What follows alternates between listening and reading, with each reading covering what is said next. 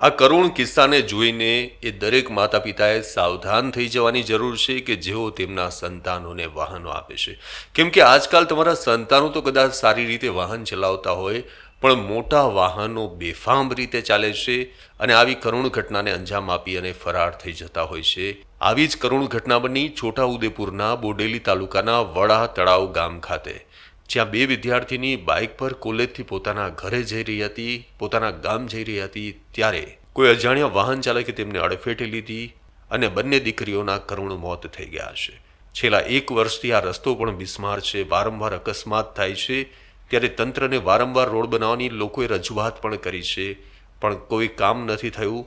પાવી નજીક આવેલ ભારજ નદી પરનો પુલ પણ ધરાશાયી થતા છોટાઉદેપુર અને વડોદરા તરફ જતા રોડને પણ ડાયવર્ઝન આપવામાં આવ્યું છે અને તેમાં આ કરુણ ઘટના બની છે હિટ એન્ડ રનની. આ ઘટનામાં બંને વિદ્યાર્થીનીના તો ઘટના સ્થળે મોત થઈ ગયા, જ્યારે એક યુવક છે જેની હાલત પણ ગંભીર છે.